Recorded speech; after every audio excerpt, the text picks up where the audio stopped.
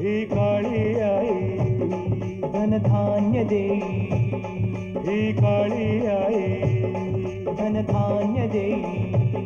जोडते मनाची नाती आमची माती, आमची माणसं,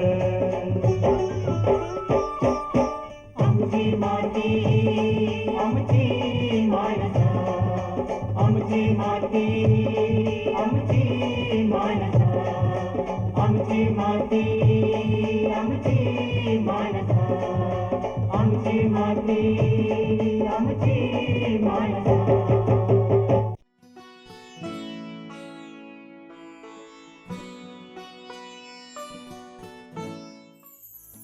रत्नागिरी जिल्ह्यातील दापोली तालुक्यातील वाकवली येथे असलेले मध्यवर्ती संशोधन उपकेंद्र हे भाजीपाला शेतीसाठी मार्गदर्शक ठरत आहे. आधुनिक तंत्रज्ञान, सुधारित वाढ आणि शास्त्रीय पद्धतींचा वापर करून शेतकऱ्यांना अधिक उत्पादन आणि दर्जेदार भाजीपाला मिळवून देण्यासाठी हे केंद्र सातत्यानं कार्यरत आहे. आजच्या या विशेष मार्गदर्शन सत्रात आपण भाजीपाला लागवडीच्या अत्यंत महत्त्वाच्या गोष्टी जाणून घेणार आहोत. यामध्ये योग्य बियाणांची निवड कशी करावी, कारण चांगल्या उत्पादनाची सुरुवात ही नेहमीच दर्जेदार बियाणांपासून होते. त्याचबरोबर अंतर्मशागत म्हणजेच तण नियंत्रण, मातीची भुसभुशीतपणा राखणे आणि पिकांच्या वाढीस पोषक वातावरण तयार करणे याबाबतही सविस्तर माहिती मिळणार आहे. याबरोबरच खत व्यवस्थापन हा भाजीपाला शेतीतील महत्त्वाचा मुद्दा असून योग्य वेळी आणि योग्य प्रमाणात सेंद्रिय रासायनिक खतांचा वापर केल्यास उत्पादनात लक्षणीय वाढ होऊ शकते. या सर्व विषयांवर सखोल आणि शास्त्रीय मार्गदर्शन करणार आहेत वाकवली येथील मध्यवर्ती संशोधन उपकेंद्राचे भाजीपाला विशेषज्ञ डॉक्टर योगेश परुळेकर. त्यांच्या अनुभवातून आणि संशोधनातून शेतकऱ्यांना निश्चितच उपयुक्त मार्गदर्शन मिळणार आहे. चला तर मग जाणून घेऊया भाजीपाला लागवडीतील यशस्वी तंत्रज्ञान. नमस्कार शेतकरी बंधूंनो, आपल्याला माहीतच आहे की संत तुकारामांचं एक वाक्य आहे की शुद्ध बीजापोटी फळे रसाळ गोमटी. म्हणजे बीज शुद्ध असेल तर त्याच्यापासून येणारे जी फळं आहेत त्याचं आपल्याला नक्कीच मधुर फळं अशी मिळतील, शुद्ध फळं मिळतील. आज आपण आलेलो आहोत डॉक्टर बाळासाहेब सावंत कोकण कृषी विद्यापीठाच्या भाजीपाला सुधार योजना या वाकवली येथील प्रकल्पामध्ये. आणि या भाजीपाल्याचं जे भाजीपाला या विद्यापीठामध्ये बीजोत्पादन घेतलं जातं त्या बीजोत्पादनाविषयी सखोल माहिती देण्यासाठी आज आपल्याबरोबर आहेत डॉक्टर योगेश परुळेकर सर, भाजीपाला विशेषज्ञ, भाजीपाला सुधार योजना वाकवली. तर चला आपण त्यांनाच विचारूया की या भाजीपाल्या बीजोत्पादनामध्ये सगळ्या ज्या काही शास्त्रीय गोष्टी आहेत त्याविषयी सखोल माहिती घेऊया. तर सर, आपल्या या कार्यक्रमामध्ये स्वागत आहे. सर, मला सुरुवातीलाच सांगा की भाजीपाल्याच्या बीजोत्पादनाचं महत्त्व काय आहे? आपल्याला माहिती आहे की आपण ज्यावेळी कुठच्याही पिकाची लागवड जरी केली तरी त्याच्यासाठी सगळ्यात महत्त्वाचं असतं की आपण कुठच्या प्रतीचं बीज निवडतो. बरोबर आहे. बियाणाला अनन्यसाधारण महत्त्व आहे. कुठच्याही पिकाचं ज्यावेळी आपल्याला उत्पादन अपेक्षित असतं त्या उत्पादनामध्ये योग्य उत्पादन मिळण्यामध्ये सगळ्यात जास्त वाटा जर कोणाचा असेल तर तो बियाण्याचा आहे. मी असं समजू शकता की 70% वाटा हा बियाण्याचा आहे. आणि एकूण उत्पादनामध्ये सुद्धा बियाण्याचा वाटा उत्पादनामध्ये 70% बियाण्याचा वाटा आहे. उर्वरित 30% वाटा हा मशागतीच्या पद्धतींचा आहे. त्यामुळे या बियाण्याला अनन्यसाधारण महत्त्व आहे. आता कसं असतं, भाजीपाला पिकामध्ये त्याचं जे महत्त्व आहे ते त्यापेक्षा जास्त आहे. याचं कारण असं आहे, भाजीपाल्यामध्ये एकाच पिकाच्या, विशेषतः तुम्ही उदाहरणासाठी टोमॅटो घेतलात तर टोमॅटोमध्ये लांब असतात, गोल असतात, छोटी असतात, मोठी फळं असतात आणि एकसारखं उत्पादन जर बाजारामध्ये नाही पाठवलं तर त्याला योग्य प्रतीचा भाव, योग्य भाव आपल्याला मिळत नाही, योग्य प्रत आपल्याला मिळत नाही. अनेक भाजीपाला पिकांमध्ये त्या पिकांचं जे कालावधी आहे तो कमी अधिक आहे. आपण जर शुद्ध बियाणं वापरलं नाही तर एकाच वेळी पीक फुलोऱ्यावर आणि उत्पादनावरती येणार नाही आणि पर्यायाने शेतकऱ्याला त्याचा तोटा सहन करावा लागेल. म्हणून भाजीपाला पिकांमध्ये बियाणं निवडीला आणि त्याच्या शुद्धतेला अनन्यसाधारण महत्त्व आहे. नक्कीच सर. सर, मला आता तुम्ही सांगा की आपण ज्या भाज्या घेतो, शेतकरी भाजी पिकवतात त्या भाजीपाला उत्पादनामध्ये आणि ह्या तुमच्या बीजोत्पादनामध्ये असा वेगळा असा काय फरक आहे? चांगला प्रश्न आहे. बऱ्याच वेळा शेतकऱ्याची सुद्धा या ठिकाणी त्याला प्रश्न पडतो, की यामध्ये नेमकं काय फरक आहे?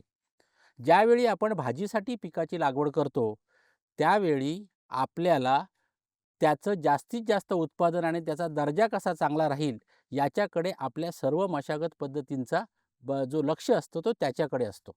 मग त्यामध्ये थोडंफार इकडे-तिकडे झालं, तरीसुद्धा चालू शकतं. परंतु किंवा एकाच पिकाच्या वेगवेगळ्या जातींची लागवड तुम्ही एकाच शेतामध्ये करू करू शकता. शकतो. बरोबर. तुम्हाला वाटलं की बाबा हिरवीगार मिरची पाहिजे, तर तुम्ही हिरवीगार मिरचीची पण लागवू शकता. त्याच्याच बाजूला तुम्हाला वाटलं की छोटी मिरची जी लोणच्यासाठी पाहिजे, त्याच्या जातीची लागवड करायची आहे. लगतच्या शेतामध्ये तुम्ही त्या मिरचीची लागवड म्हणजे करू मिश्र शकता. भाजीपाला आपण त्याच्यामध्ये घेऊ शकतो. वेगवेगळ्या पिकं आपण घेऊ शकतो. परंतु भाजीपाला बीजोत्पादनामध्ये तुम्हाला एकाच जातीची लागवड करावी लागते आणि त्यासाठी काही गोष्टी आपल्याकडे ध्यानात ठेवणं गरजेचं आहे. त्याचा उहापोह आपण येणाऱ्या प्रश्नांमध्ये नक्कीच करू. दुसरं आहे, या पिकांची जी भाजीपाल्यासाठी जर लागवड असेल, तर तुम्हाला त्याची जी काढणी आहे, त्या काढणीवरती लक्ष ठेवणं गरजेचं आहे. लावलेली सगळी झाडं एकसारखी आहेत की नाहीत, ती वारंवार वेगवेगळ्या टप्प्यावर तपासणं गरजेचं आहे. शेतामध्ये एका विशिष्ट प्रकारचे काही गवत असतील, तर ती गवतांची संख्या मर्यादित ठेवणं गरजेचं आहे. त्यानंतर काही रोगग्रस्त, कीडग्रस्त झाडं जर असतील, तर ती ती पण काढून टाकली. आढळल्याबरोबर काढून टाकणं गरजेचं आहे. अशा अनेक प्रकारच्या ज्या पद्धती आहेत, त्या भाजीपाला उत्पादनामध्ये अत्यंत काटेकोरपणे पाळणं गरजेचं असतं. हां. अगदी काढणीमध्ये सुद्धा फरक आहे. त्यामुळे अनेक बाबी ज्या आहेत, ह्या त्या ठिकाणी सांभाळणं गरजेचं असतं. मी तर असं म्हणेन, की भाजीपाला बीजोत्पादनासाठी शेतकऱ्याला बीजोत्पादनाच्या पद्धतींबाबत सगळी शास्त्रीय माहिती पाहिजे. शास्त्रीय माहिती असणं गरजेचं आहे आणि त्याचं जे सर्टिफिकेशन आहे, प्रमाणकीकरण आहे, ते सुद्धा योग्य एजन्सीकडनं करून घेणं गरजेचं आहे. त्याच्यासाठी योग्य वेळी म्हणजे वेल इन ॲडव्हान्स त्याला त्याची नोंदणी करणं गरजेचं आहे. सर, मला आता सांगा, की आपल्या ह्या भाजीपाला सुधार प्रकल्प योजना जी आहे वाकोलीमध्ये, तर आपण वेगवेगळ्या भाज्यांचं इथे बीजोत्पादन घेत आहात. तर आपल्या कोणकोणत्या अशा भाज्यांचं बीजोत्पादन ह्या विद्यापीठाच्या प्रक्षेत्रावर घेतलं जातं? भाजीपाला बीजोत्पादनाचं हे एक स्वतंत्र प्रक्षेत्र इथे आहे, जे भाजीपाला सुधार योजनेच्या अंतर्गत काम करतं. विद्यापीठाने भाजीपाल्याच्या वेगवेगळ्या जाती आतापर्यंत विकसित केलेल्या आहेत. अशा 16 जाती आहेत. वेगवेगळ्या भाजीपाल्याच्या. वेगवेगळ्या पिकांच्या 16 जाती. त्यामध्ये टोमॅटोची सोनाली आहे, टोमॅटोचीच कोकण विजय आहे, वांगीची कोकण प्रभा आहे, पडवळाची कोकण श्वेता आहे, माठ म्हणजे लाल माठ जो आपला आहे त्याची कोकण दुरंगी आहे. अशा वेगवेगळ्या 16 असं पिकांच्या जाती विद्यापीठाने विकसित विकसित केलेल्या आहेत आणि शेतकऱ्यांना लागवडीसाठी प्रसारित केलेल्या आहेत. त्याच्याचबरोबर काही अशी पिकं आहेत ज्यांची जात आपण विकसित केलेल्या नाहीत, परंतु ज्या जातीची मागणी शेतकऱ्यांमध्ये आहे, जसं आपली दुधी भोपळ्याची सम्राट आहे, भोपळ्याची CM14 आहे. अशा 3 जाती, अशा एकूण 19 जातींचं बीजोत्पादन आपण या ठिकाणी घेत असतो.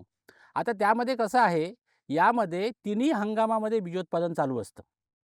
मग तिन्ही हंगामामध्ये हंगामानुसार आपण त्या प्रकारची, त्या पिकाची, त्या जातीची या ठिकाणी लागवड करतो आणि त्याचं बीजोत्पादन आपण या ठिकाणी करत असतो. त्याच्यामध्ये खरीप हंगामामध्ये वेलवर्गीय भाज्या आहेत, भेंडी आहे, यांची विशेषतः लागवड होते आणि रब्बी हंगामामध्ये आपण टोमॅटो, मिरची, वांगी, कोकण दुरंगी म्हणजे माठ या पिकांची लागवड करतो. उन्हाळ्यामध्ये आपण पुन्हा भेंडीसारख्या पिकाचं बीजोत्पादन या ठिकाणी घेतो.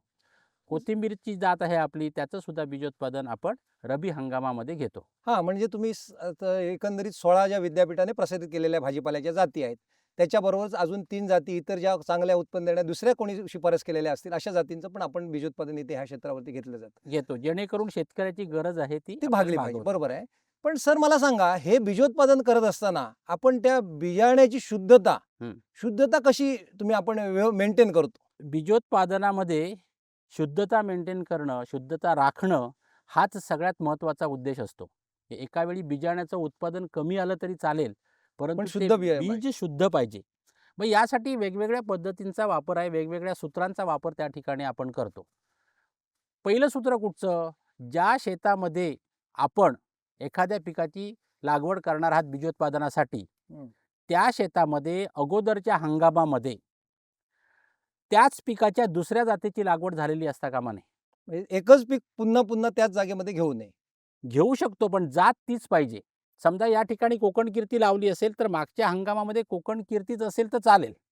परंतु दुसरी जात जर असेल, तर त्या शेतामध्ये त्याची लागवड करता येणार नाही. दुसरं ज्याला आपण आयसोलेशन डिस्टन्स म्हणतो. म्हणजे काय, की एका पिकाच्या एका जातीची लागवड समजा इथं केलेली असेल, तर एका ठराविक अंतरामध्ये त्या पिकाच्या दुसऱ्या जातीची लागवड करता येते. विलगीकरण अंतर ठेवणं गरजेचं आहे. गरजेचं असतं. आणि हे विलगीकरण अंतर जे आहे ते पिकाच्या परागीभवनाप्रमाणे बदलतं. समजा शेंगवर्गीय पिकं आहेत, त्या शेंगवर्गीय पिकामध्ये स्वपरागीभवन होतं. मग त्या ठिकाणी हे जे विलगीकरण अंतर आहे हे कमी असतं. हे 10 मीटर, 5 मीटर, 25 मीटर असं वेगवेगळं असतं. परंतु काही पिकं जशी आहेत, वेलवर्गीय भाज्या आहेत, म्हणजे काकडीवर्गीय ज्या भाज्या आहेत, त्यांना विलगीकरण अंतर हे खूप मोठं लागतं. 500 मीटर ते 1000 मीटर असं बियाण्याच्या प्रतीनुसार त्याचं विलगीकरण अंतर त्या ठिकाणी आवश्यक असतं. त्यामुळे तुम्हाला हे बघणं आवश्यक असतं, की तुम्ही जी काकडीवर्गीय पिकाची समजा इथं लागवड केलीत, काकडीची लागवड केली सोनाली या जातीची, तर अर्ध्या किलोमीटर अंतरामध्ये ती लागवड दुसरी त्या जातीची लागवड असता कामा नये. तसं जर झालं तर तुमच्या बियाण्याची शुद्धता मेंटेन होणार नाही, आणि बियाण्याची शुद्धता मेंटेन नाही झाली तर तुमचा प्लॉट हा सीड प्रोडक्शनसाठी, बियाणं उत्पादनासाठी रिजेक्ट होऊ शकतो. त्यामुळे या सगळ्या गोष्टींची आपल्याला म्हणजे आपल्याला विलगीकरण प्रत्येक पिकामध्ये बीजोत्पादन कार्यक्रमामध्ये विलगीकरण आपल्याला ठेवावंच लागतं. हो. म्हणजे ते थोडे का असेना, पण विलगीकरण आपल्याला अंतर ठेवावं लागतं. याच्याच बरोबर अजून काही गोष्टी आहेत. त्याच्यासाठी उदाहरण म्हणून द्यायचं झालं, जसं पिकानुसार विलगीकरण अंतर बदलतं, तसं कोणत्या प्रतीचं बियाणं तुम्हाला उत्पादन करायचं आहे म्हणजे बियाण्यामध्ये सुद्धा उत्पत्ती आहे. प्रकार आहेत. हां. जसं न्यूक्लियस आहे, पैदासकार बियाणं आहे, प्रमाणित बियाणं आहे, सत्यतादर्शक बियाणं आहे. त्यानुसार हे विलगीकरण अंतर त्यानुसार बदलतं. विलगीकरण अंतर सुद्धा बदलतं. बदलतं.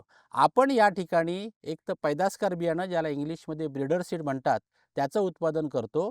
तसंच सत्यतादर्शक बियाणं, ज्याला इंग्लिशमध्ये ट्रुथफुल सीड असं म्हणतात, त्याचं पण उत्पादन आपण या ठिकाणी करतो. त्या दोघांचे उद्देश वेगवेगळे आहेत. सत्यतादर्शक बियाणं हे आपण शक्यतो शेतकऱ्याला थेट लागवडीसाठी पुरवतो, तर पैदासकार बियाणं आपण पुढच्या वर्षीचं सत्यतादर्शक बियाणं निर्माण करण्यासाठी बाकीच्यांना पुरवतो. आमची माती आमची माणसं. सर, आता आपण हे सांगितलं की शुद्धता मेंटेन करण्यासाठी हे विलगीकरण अंतर पाहिजे. पण सर, ह्याच्यामध्ये आपल्याला आंतरमशागत सुद्धा करावी लागत असेल, जेणेकरून ते बियाण्याची शुद्धता आपल्याला मेंटेन करता येत असेल. तर अशा आंतरमशागती कुठच्या पद्धती वापरल्या जातात? आता आंतरमशागतीच्या पद्धती तुम्हाला सगळ्या पिकांमध्ये घ्यायला लागतात. म्हणजे ती लागवड बियाण्यासाठी असू देत किंवा ती लागवड बाजारपेठेसाठी असू देत, विक्रीसाठी असू देत. पण बियाण्यासाठी ज्यावेळी लागवड केली जाते, बीजोत्पादनासाठी ज्यावेळी लागवड केली जाते, त्यावेळी काही आंतरमशागतीच्या पद्धती, विशिष्ट पद्धती तुम्हाला त्या ठिकाणी वापराव्या लागतात. म्हणजे समजा खत व्यवस्थापन आहे, रोगकीड व्यवस्थापन आहे, तण काढणं आहे, ह्या नॉर्मल करायलाच लागतात. या सर्वसामान्य आंतरमशागतीच्या पद्धती दोन्ही ठिकाणी करायला लागतात. परंतु त्या व्यतिरिक्त विशेषतः बीजोत्पादनामध्ये तुम्हाला ऑफ टाईप, म्हणजे वेगळ्या प्रकारचं झाड जर दिसलं तर तुम्हाला ते वेळीच काढणं गरजेचं आहे. बरोबर, फुलोऱ्यावर येणाऱ्या आधी. मग ते वेगळ्या प्रकारचं झाड कशावर आपण ओळखतो? तर आपल्याला आता समजा ही जात आहे कोकण कीर्तीची, कोकण कीर्ती ही जात आहे मिरचीची. तर यामध्ये याचे जे कॅरेक्टर्स आहेत, याचे जे गुणधर्म आहेत, हे गुणधर्म शेतकऱ्याला माहिती असणं गरजेचं आहे. मग त्याच्यावर आधारित या गुणधर्मापासून वेगळे गुणधर्म असलेली झाडं तो ती सगळी वेगवेगळ्या काढून टाकावी प्रकारे तो काढून टाकणार. कधीपर्यंत काढून टाकणार? समजा सुरुवातीच्या वाढीच्या कालावधीमध्ये दिसले तर त्याच्यावर आधारित तो काढून टाकायला हवीत. त्यानंतर फुलोऱ्यावर येताना समजा फुलांमध्ये वेगळे गुणधर्म असलेली झाडं आढळली, ती तुम्हाला काढून ती सहज टाकायला हवीत. आपल्याला ओळखता येतात का? ती सहज ओळखता येतात, पण कोणाला? ज्याला त्याच्याबद्दलचे मूळ जातीचे गुणधर्म माहिती आहेत, त्याला ती सहजपणे ओळखता येतील, आणि ती त्या वेळी त्या अवस्थेमध्ये त्या ठिकाणी काढून टाकणं गरजेचं आहे. याच्याबरोबरच काही विशिष्ट रोग आणि किडींचा प्रादुर्भाव एका ठराविक लेवलच्या, ठराविक क्षमतेच्या वरती किंवा ठराविक प्रमाणाच्या वरती वाढू देता कामा नये. मग त्यासाठी आवश्यक ते रोग आणि कीटकनाशक वापरून त्याच पिकाचं संरक्षण करणं गरजेचं आहे. सर, आता आपण विलगीकरण आणि आंतरमशागत बीजोत्पादनामध्ये कशी आपण वापरावी लागते त्याच्याविषयी सांगितलात. आता सर बीजोत्पादन ज्यावेळी आपण घेतलं जातं आणि इतर ज्यावेळी जनरल प्रोडक्शन घेतलं, मग ह्याच्या काढणीमध्ये काही वेगळे तंत्रज्ञान आहे का? याच्या काढणीमध्ये आपल्याला विशेष काळजी घेणं गरजेचं आहे. म्हणजे बीजोत्पादनासाठी ज्यावेळी आपण फळं काढतो, त्यावेळी त्याची काढणी एक ठराविक अवस्थेमध्येच करायला लागते. आता फरक कसा आहे? समजा आपण काकडीचं उत्पादन घेतलं, तर काकडी ज्यावेळी आपण बाजारात पाठवण्यासाठी जी काढतो, त्यावेळी ती हिरवीगार असली पाहिजे. त्याच्यानंतर त्याची त्याचा जी साईज आहे, आकार आहे, तो एक 20 सेंटीमीटर लांब, 1 इंच रुंद अशी बाजाराला ज्या पद्धतीची आवश्यकतेनुसार. आवश्यकता असते, त्यानुसार काढणी करणं गरजेचं आहे. ती जून होता कामा नये. म्हणजे ती कोवळी पाहिजे, खुसखुशीत पाहिजे आणि ह्याच्या बरोबर दुसऱ्या बाजूला आपल्याला जी अवस्था झाडावरती मिळते, त्या अवस्थेमध्ये आपल्याला बीजोत्पादनासाठी काढणी करणं गरजेचं आहे. म्हणजे कुठचं? प्रत्येक भाजीपाला पिकाची फळं ही जोपर्यंत पूर्ण पक्व होत नाहीत, तोपर्यंत ती तुम्ही हार्वेस्टिंग तोपर्यंत त्याची काढणी करू शकत नाही. याचं कारण काय? तर जोपर्यंत पूर्ण पक्व होत नाही, तोपर्यंत आतलं बियाणं जे आहे, ते पूर्ण तयार होत नाही. म्हणजे उदाहरण सांगायचं झालं तर टोमॅटो आपण लाल असतानाच काढतो. बरोबर आहे. परंतु टोमॅटोच्या लाल असण्यामध्ये सुद्धा 3-4 अवस्था आहेत. लाल रंग येण्याला सुरुवात झाली आहे. आताचा गुलाबी रंग आला आहे. त्याच्यानंतर लाल झाला आहे आणि पूर्ण लाल बुंद झाला आहे. तर या 4 अवस्थेपैकी पूर्ण लाल बुंद ज्यावेळी तो टोमॅटो होणार, त्याच वेळी आम्ही तो काढणार. तरच त्याचं बियाणं हे पूर्णपणे पक्व झालेलं आणि पुढची जनरेशन आहे, म्हणजे पुढचं पीक आहे, ते त्याची उगवण होण्यासाठी त्या अवस्थेला पोहोचलेलं त्यावेळी असतं. त्यामुळे काढणी करताना प्रत्येक पिकामध्ये वेगवेगळ्या अवस्था आपल्याला आणि त्याचे जे गुणधर्म आहेत ते आपल्याला माहीत असणं गरजेचं आहे. म्हणजे आता प्रत्येक पिकाचे गुणधर्म वेगवेगळे बदलू शकतात. बदलू शकतात. जसं आता आम्ही या ठिकाणी पडवळाचं बियाणं घेतो. ते पडवळाचं जे फळ आहे, ते पूर्णपणे पिवळं होऊन भगव्या रंगाचं जोपर्यंत होत नाही, तोपर्यंत आम्ही त्याची काढणी काढणी करत करत नाही. दोडक्याचं फळ आहे किंवा घोसाळ्याचं फळ आहे, ते झाडावरती पूर्ण पक्व होऊन, पिवळं होऊन त्याच्या पुढे जाऊन ते फळ सुकेपर्यंत आणि आतल्या बिया जोपर्यंत वाजत नाहीत, तोपर्यंत आम्ही त्याच्या फळाची काढणी करत नाही.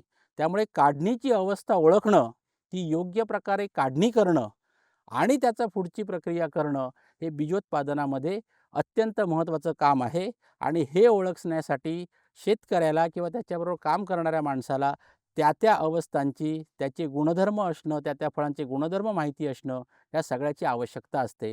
म्हणून भाजीपाला बीजोत्पादन आणि भाजीपाला उत्पादन यामध्ये जमीन अस्मानाचा फरक आहे.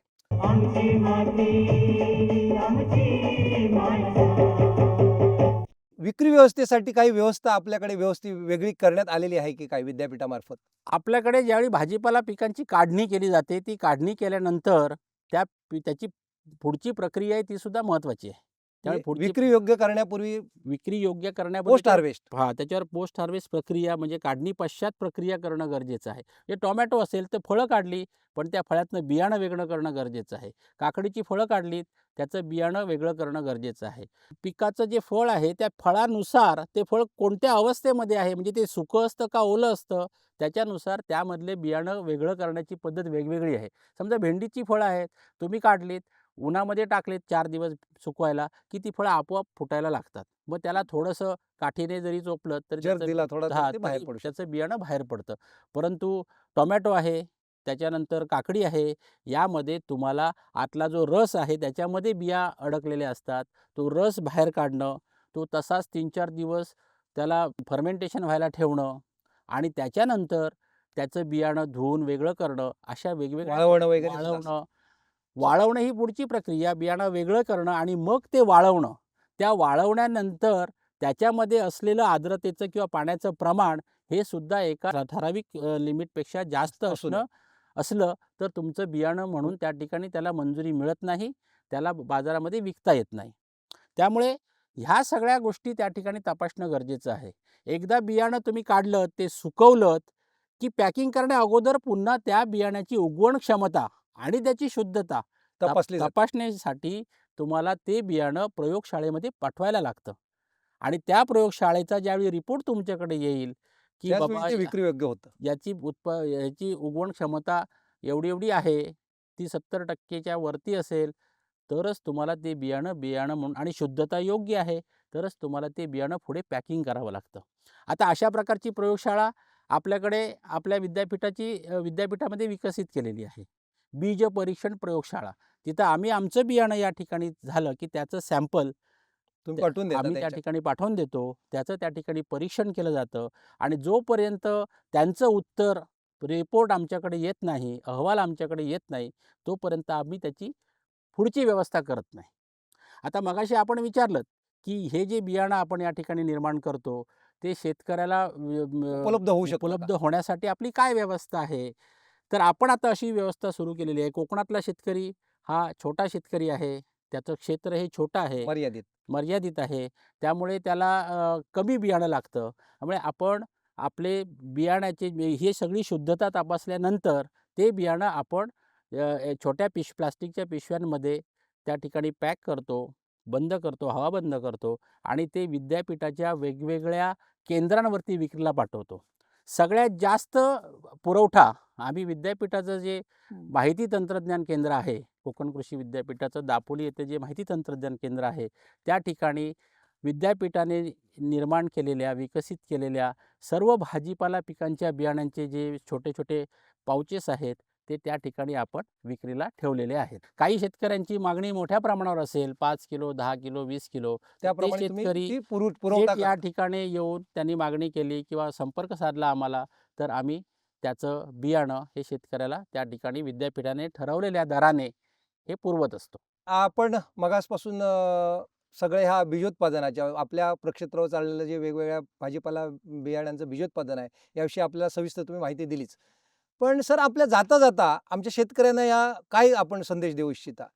कोकणातील शेतकऱ्यांना मी या ठिकाणी असा संदेश देऊ इच्छितो, की कोकण कृषी विद्यापीठाने विकसित केलेल्या ज्या भाजीपाल्याच्या जाती आहेत, ह्या कोकणातलं हवामान, जमीन, येथील भाजीपाला उत्पादनातले प्रश्न गृहीत धरून केलेले आहेत. त्यामुळे या जाती आपण शेतावर लावल्यास तर आपल्याला रोगकिडीचा प्रादुर्भाव तसेच उत्पादनाच्या समस्या या कमीत कमी येतील. त्यामुळे शेतकऱ्यांनी विद्यापीठाने विकसित केलेल्या ज्या जाती आहेत, त्या त्यांचाच जातींचं बियाणं वापरावं. दुसरं, स्वतःचंच बियाणं एका हंगामापासून दुसऱ्या हंगामापर्यंत ठेवण्याची जी प्रथा आहे, ती कुठेतरी 2-3 हंगामानंतर तरी आपण बंद केली पाहिजे. कारण हे जे आपण स्वतःचं बियाणं ठेवतो, त्या बियाण्यामध्ये शुद्धता राखण्यासाठीचे नॉर्म्स आपण कुठचे किंवा त्याच्यासाठी काही काळजी घेत नसतो. त्यामुळे आपण या ठिकाणी बियाण्याची गुणवत्ता आणि बियाण्याची शुद्धता ही योग्य राहण्यासाठी जे करणं आवश्यक आहे, ते सर्व प्रयत्न, त्या सर्व बाबी या ठिकाणी सांभाळून आम्ही हे बीजोत्पादन करत असतो आणि हे भाजीपाला पैदासकाराच्या निगराणीखाली. सुपरविजनखाली, निगराणीखाली तयार केलेलं हे बियाणं माफक किमतीमध्ये आपण गुणवत्तापूर्ण बियाणं उपलब्ध शेतकऱ्यांना केलेलं आहे. शेतकऱ्यांनी त्याचा निश्चितपणे लाभ घ्यावा आणि आपलं भाजीपाल्याचं उत्पादन वाढवावं, असा संदेश या ठिकाणी मी शेतकऱ्यांना देत आहे. सर, आज आपण इथे आलात आणि आमच्या शेतकरी बंधूंना ह्या बीजोत्पादनाविषयी, आपल्या या भाजीपाला सुधार योजनेमध्ये जे काय बीजोत्पादन घेतलं जातं, त्या बीजोत्पादनाविषयी अगदी शास्त्रोक्त पद्धतीने सविस्तर अशी माहिती दिलीत. त्याबद्दल आपले आभार. धन्यवाद. धन्यवाद.